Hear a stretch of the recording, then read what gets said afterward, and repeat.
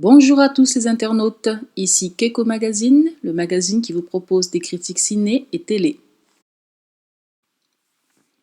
Keeping Up with the Kardashians, l'incroyable famille Kardashian, saison 10, épisode 10, About Bruce, à propos de Bruce.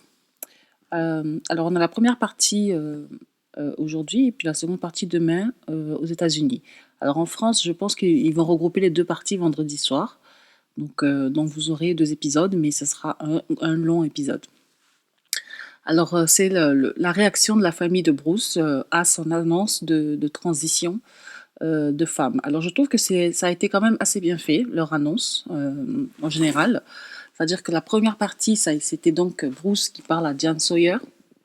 Et donc, c'était vraiment tout sur Bruce et son voyage et comment il est arrivé là où il est aujourd'hui. Et là, maintenant, on a donc la réaction de la famille. Donc, je trouve que c'est bien fait quand même parce qu'on n'a pas eu les deux en même temps, si vous voulez. On n'a pas eu, oui, je deviens une femme et puis tout à coup la réaction de la famille, ah, machin. Donc, ça a été quand même fait avec goût et ça a été quand même pas mal fait.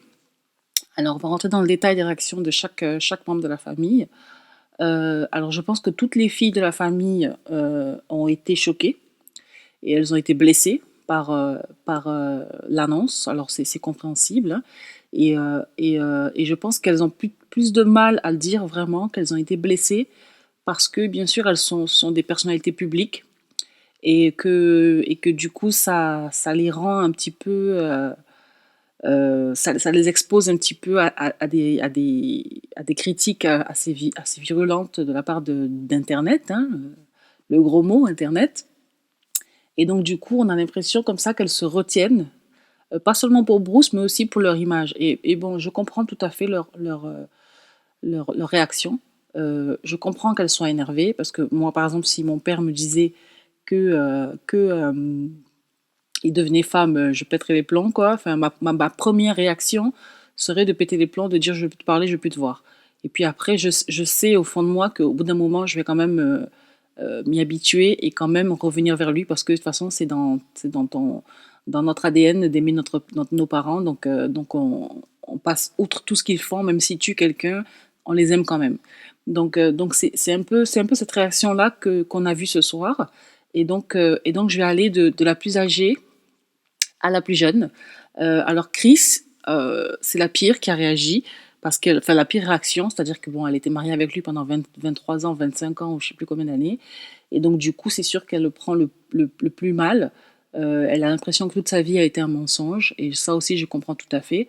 Mais en même temps, ce que moi je comprends pas, c'est que il a dit à Diane Sawyer que quand il a rencontré Chris, il avait des seins. Donc elle devait le savoir un petit peu quand même. Donc je comprends pas pourquoi elle est choquée. Enfin, je pense elle est choquée parce que elle ne savait pas qu'il allait devenir femme. Elle pensait, elle, que c'était juste quelqu'un un homme qui aimait s'habiller en femme. Et que c'était pas quelqu'un qui voulait devenir une femme. Donc c'est vrai que c'est un petit peu choquant quand on ne sait pas. Et je pense aussi, bon, je reviendrai vers Bruce à la fin, mais bon, Chris, en tout cas, elle a mal pris, elle le prend mal, elle pleure, elle pleure, elle pleure, elle pleure.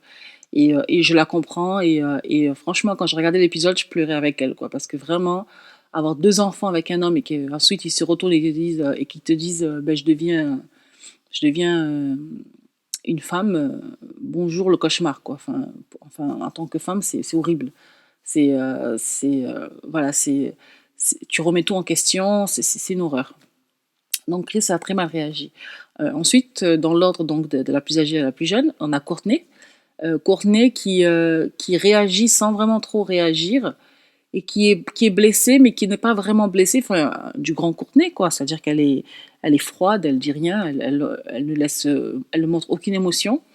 Et je pense qu'elle, de toute façon, c'est la plus détachée de Bruce. Alors, c'est quelqu'un qui aime beaucoup Bruce, mais qui n'aime pas Bruce autant que, par exemple, elle aime son père et qui à ce moment-là, je pense, se dit, de toute façon, c'est pas mon père.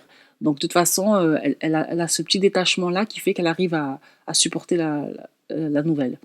Mais je pense qu'elle souffre autant que les autres et qu'elle fait juste du Courtenay, quoi. C'est-à-dire qu'elle enfouit toutes ses émotions et qu'elle ne montre rien et que on a l'impression que tout va bien, quoi. Pareil que quand Scott rentre après 4 jours de disparition de boissons et tout ça. Oh, salut, bienvenue à la maison, moi. Et puis on passe à autre chose, quoi. Donc elle a fait pareil. Et elle lui a posé des questions sur comment tu vas t'habiller, etc., etc. Donc tout ça, c'est quand même assez, ouais, assez intéressant parce qu'on voyait quand même que quand elle posait ces questions-là, elle souffrait quand même. Enfin, on voyait qu'elle posait la question, mais qu'elle avait quand même un travers et que c'était dur pour elle, quoi. Donc voilà. Ensuite, on a Kim, qui, elle, est celle qui le comprend le mieux et celle qui va au devant de lui pour essayer de lui soutirer des informations. Et c'est comme ça qu'elle découvre, alors ça, par contre, ça m'a choqué, qu'elle découvre qu'il va faire une interview avec Diane Sawyer. Et c'est elle qui l'annonce au reste de la famille, quoi. Et donc c'est Kim qui prend un peu le taureau par les cornes et qui se dit on veut savoir ce qui se passe, on veut savoir tout ce qui se passe et dis-nous, dis-nous, dis-nous.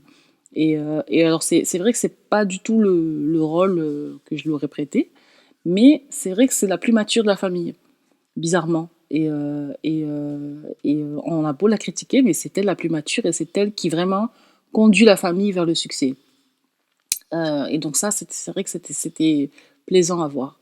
Ensuite, on a Chloé, celle qui l'a pris le plus mal de toutes les sœurs. Donc Chloé et Kendall, hein, on va dire. Et donc Chloé, elle dit oui, tu nous caches des choses, tu ne nous dis pas tout. Moi, quand Kendall et Kylie on l'ont appris la première fois, c'est moi qui leur ai dit, vous inquiétez pas, ça va bien se passer, c'est toujours votre père.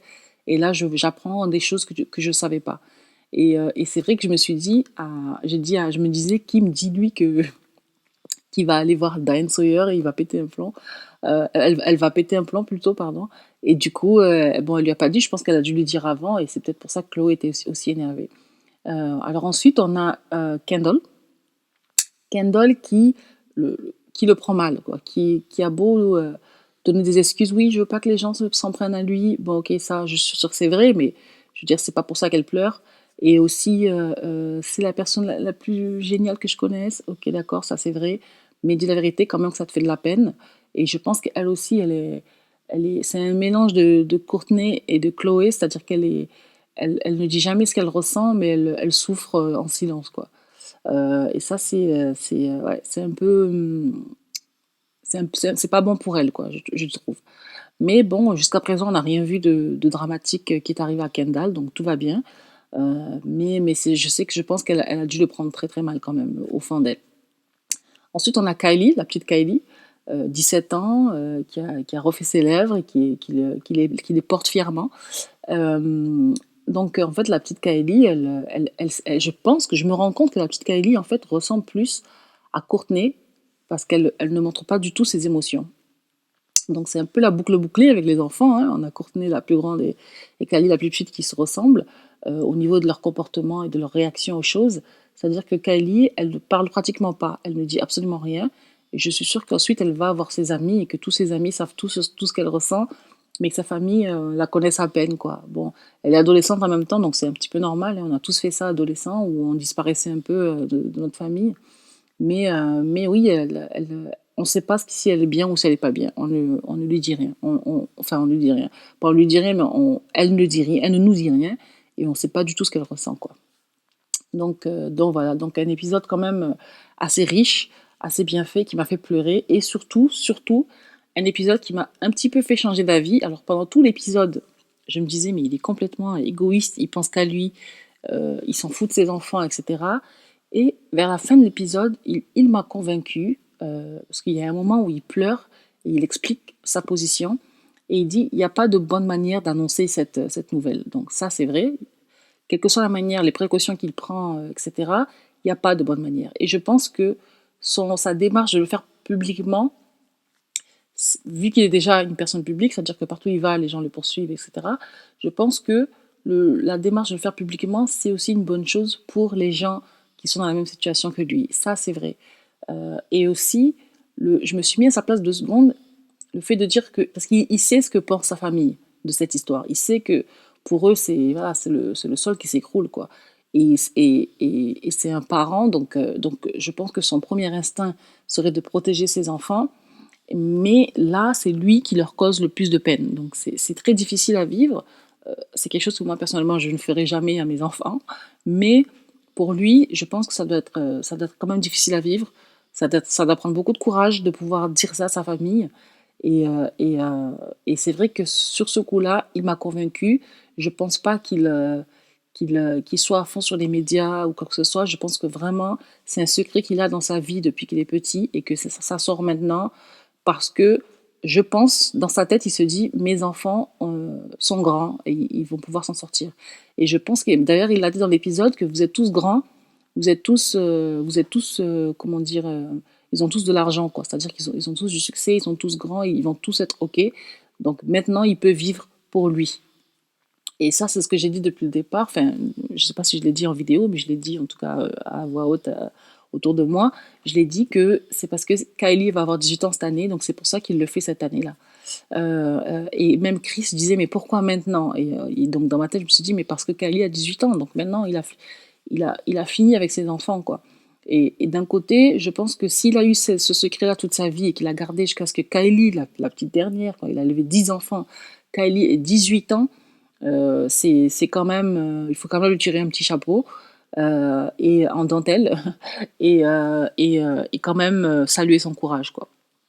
Et je suis peut-être un petit peu moins difficile dans mon jugement envers lui.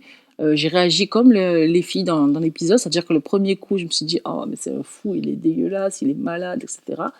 Et en fait, euh, et en fait non, en fait, c'est juste un être humain qui traverse quelque chose de difficile. Et alors, je le comprends, mais je ne peux pas dire que je suis d'accord, quoi. Pour moi, pour moi, il aurait dû garder ce secret jusqu'à sa tombe. Voilà, parce qu'il a des enfants et qu'il leur fait du mal. Et c'est vrai que quand on devient parent, il y a cette petite transition. Bon, je pense que lui, la transition, il a eu il y a quand même assez longtemps, mais il y a quand même cette petite transition qui se fait où on se rend compte que nos actions, même si elles sont pour nous-mêmes, font du mal à nos enfants. Je donne un exemple tout bête. Maman va se doucher, bébé pleure parce que bébé veut être avec maman. Et donc l'enfant, en fait, il prend tout pour lui. C'est-à-dire que il prend tout comme si c'était contre lui. Il réagit toujours comme Chloé, quoi. Quel que soit ce qu'on fait dans la vie, il réagit toujours comme Chloé. Donc il faut toujours penser à ce que va ressentir l'enfant dans ce qu'on fait. Donc par exemple, un enfant dont la mère va se doucher, un bébé, hein, je parle, un bébé de 3 mois, 4 mois, 5 mois, il va commencer à pleurer parce qu'il se dit elle m'a abandonné alors que la mère elle allait se doucher, quoi. Donc, euh, donc voilà, donc en fait tout est plus dramatique dans le cœur de l'enfant et tout est plus grave dans le cœur de l'enfant. Et un bon parent, je pense qu'un bon parent, c'est un parent qui arrive, même si c'est pas toujours facile, qui arrive à se mettre du côté de son enfant et d'anticiper ce que va ressentir son enfant. Si je fais ça, qu'est-ce que mon enfant va ressentir? Si je fais ça, qu'est-ce que mon enfant va ressentir? Et ce, quel que soit l'âge de l'enfant. D'ailleurs, Chloé a dit à Bruce, j'en ai rien à faire de l'âge que j'ai, tu es quand même mon père, donc tu me dois ceci, ceci, cela. Et je sais que Bruce, il devait se dire dans sa tête, mais j'en peux plus, quoi. Fichez-moi la paix, vous êtes grand maintenant, laissez-moi vivre pour moi. Et en fait, non, quand on a des enfants, on vit jamais pour soi, on vit toujours, tout ce qu'on fait agit sur ses enfants. Donc, soit on fait le choix de leur dire la vérité et d'accepter qu'ils vont nous détester, enfin, au départ en tout cas, soit on garde le secret jusqu'à la tombe, quoi. Donc voilà. Ou alors on fait pas d'enfant, vu que de toute façon il le savait depuis les années 80, donc il aurait pu éviter à Kendall et Kylie de traverser cette épreuve, mais bon, il a choisi de faire autrement. C'est son choix. Moi, je peux pas dire que je le soutiens, parce que je soutiens pas du tout, mais je comprends en tout cas, et je le vis mieux. Je le connais même pas, mais je le vis mieux en tout cas. Et je soutiens plutôt la famille parce que j'ai l'impression quand même qu'elle traverse un deuil. Pour moi, c'est pratiquement un deuil qu'elle traverse et, euh, et je les soutiens. Donc voilà, donc un épisode magnifique que vraiment j'ai beaucoup aimé. J'ai trouvé très sincère et très classe, hein, ce qui est bizarre pour les Kardashians. Et donc je mets un 9 sur 10. Voilà, merci bien, au revoir. Ah, on se retrouve demain pour la suite, quoi, la partie 2. Merci bien. Au revoir.